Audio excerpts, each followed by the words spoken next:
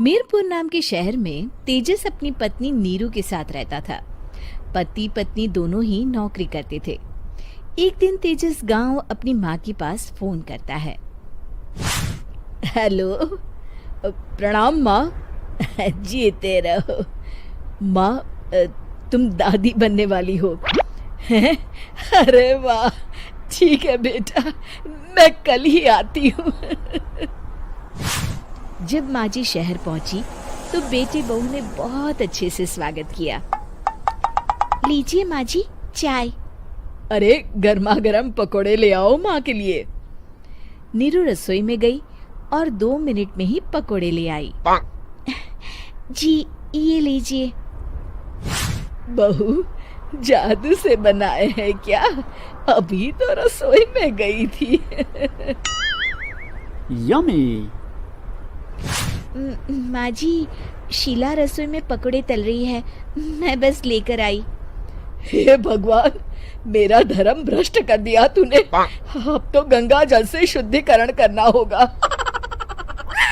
दूसरे दिन, माँ जी मैंने नाश्ता बना दिया है, ऑफिस जा रही हूँ। पर अभी तो घर का सारा काम पड़ा है। शीला आती ही होगी, झाड़ू पोछा बर्तन कपड़े वो सब कर लेगी। हमारे जमाने में घर का सारा काम हम ही करते थे। जी माँ जी, आप बहुत होशियार हैं, मैं घर ऑफिस दोनों नहीं संभाल पाती। तो जरूरत क्या है घर से बाहर जाकर चाकरी करने की? वैसे भी घर का काम खुद करने से घर में बरकत आती है, समझी? पर माँ जी। पर वर कुछ नहीं, इस महीने की पगार मिले फिर ऑफिस बंद। हाँ। रात को नीरू तेजस से कहती है, सुनिए जी, माँ जी बोल रही थी कि मैं नौकरी छोड़ दूं। वैसे ठीक ही तो है, अभी तुम्हें आराम की जरूरत है। फिर भी आराम कहाँ, शीला को छुड़ाने के लिए बोल रही थी। तो अब 24 घंटे में इतना काम तो कर ही सकती हो। पर जॉब पसंद है मुझे, घर पर मन नहीं लगेगा। अगले दिन जब दोनों ऑफिस के लिए निकल रहे थे, मेरी तो कोई कीमत ही नहीं है इस घर में। माँ जी, आजकल महंगाई बहुत है, रहन सहन भी बदल गया है, दोनों नौकरी करते हैं तभी ठीक रहता है। अच्छा, तू कहना क्या चाहती है? मेरा बेटा तुझे बिठा के खिला नहीं सकता? तू ही इस घर का खर्च चला रही है, हैं? नहीं माँ जी, मेरा वो मतलब नहीं था।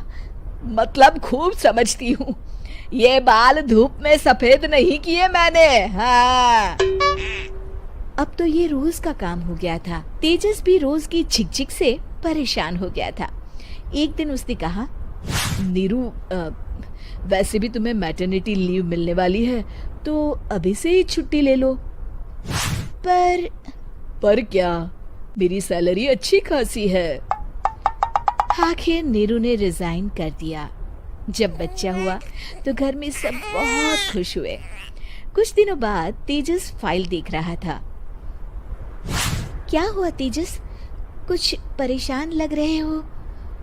हाँ, वो हमारी जितनी सेविंग्स थी वो तो हॉस्पिटल में और छठी के फंक्शन में खत्म हो गई है नीरू।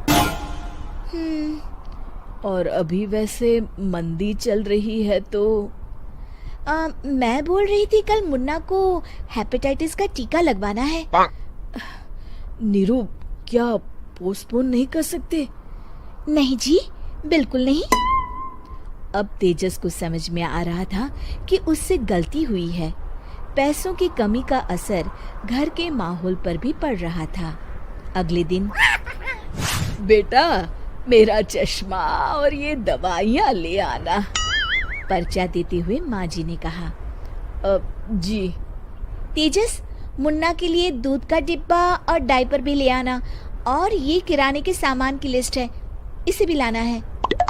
तेजस गुस्से में लिस्ट मरोड़कर फेंकता है और चिल्लाता है, पैसे क्या पेड़ पर उगते हैं? ये ले आना, वो ले आना। अरे पर ये जरूरत का सामान ही है।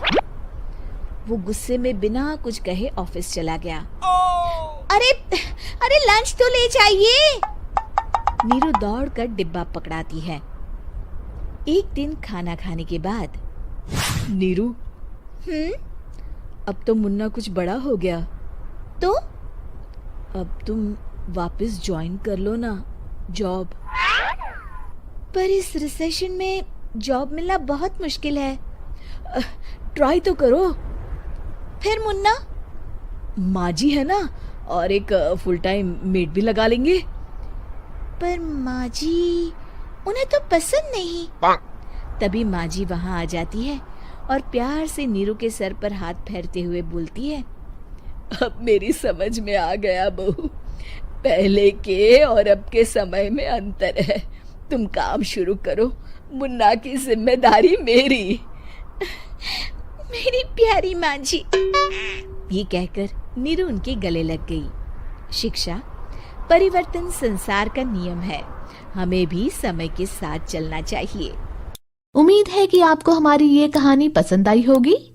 कृपया हमारे चैनल को सब्सक्राइब करें और सभी अपडेट्स के लिए बेल आइकन जरूर क्लिक करें। और हाँ, वीडियो लाइक और शेयर करना मत भूलिएगा।